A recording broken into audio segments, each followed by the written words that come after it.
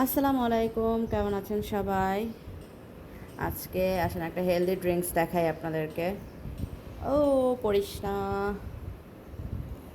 আমি যেহেতু এখনও নাস্তা করি নাই সকালবেলা, তো আমি এখন একটা ড্রিঙ্কস রেডি করব। আরে ভাই, ফোন হাতে নিয়ে খোলা যায়? এটা কি? বোতল দাও, একটা ঠান্ডা পানির বোতল দাও। এখানে বিটরুট প্লাস গাজর। তো আমি গাজর আর বিটরুট একসাথে ব্লেন্ড করে এটাকে রেখে দিয়েছি খাওয়ার জন্য। তো যেহেতু বিটরুটটা একটা বিস্বাদ একটা জিনিস, তো খুবই বাজে একটা জিনিস। বিটরুটটা কোনো স্বাদ নাই, কোনো কিছু নাই। আমি এটাকে অনেকগুলো একসাথে ব্লেন্ড করেছিলাম, ব্লেন্ড করে অর্ধেকটা ডিপে রেখেছি এবং অর্ধেকটা নর্মাল ফ্রিজে রেখে দিয়েছি।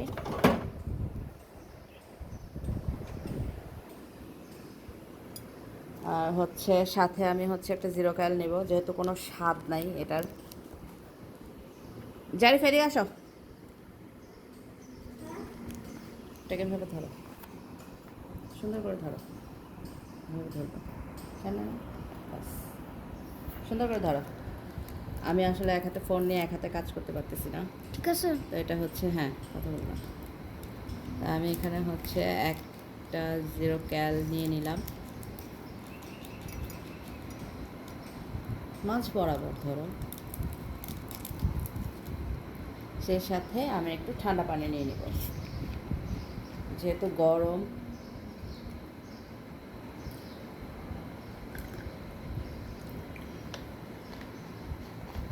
জীবনে কি করলাম রে ভাই, শরীরের রক্ত কমে গেল।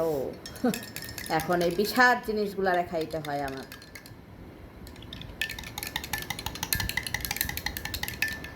জীবনে আনহেলদি খাওয়া না খাইয়া যদি ভাই একটু হেলদি খাওয়া খাইতাম, তাহলে এখন কি এই হেলদি খাওয়াগুলো খাওয়া লাগতো?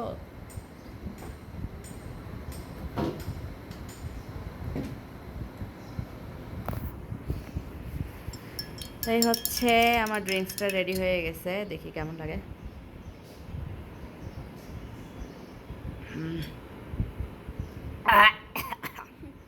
যাই হোক, এটা আমি গত কয়েকদিন যাবৎ রোজ খাচ্ছি। খুবই বাজে একটা জিনিস, তারপরও খেতে হচ্ছে। আমি ওই স্বাদটাকে একটু বাড়ানোর জন্য জাস্ট একটু জিরো ক্যাল মিশিয়ে নিয়েছি।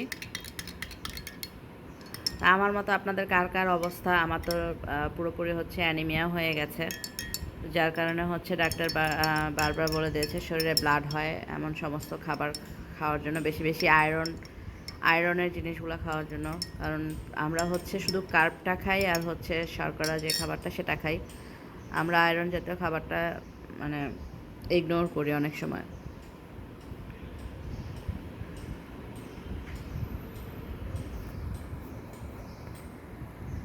আসেন খাই।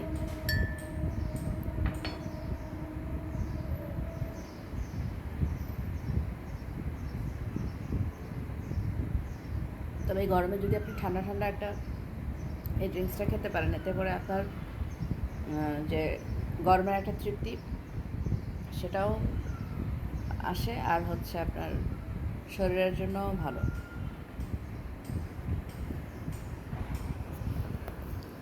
তো সবাই ভালো থাকেন, সুস্থ থাকেন। আমার মতো আকাইমা জিনিস না খায়, কামের জিনিস খান। আজকে এ পর্যন্তই, আল্লাহ হাফেজ।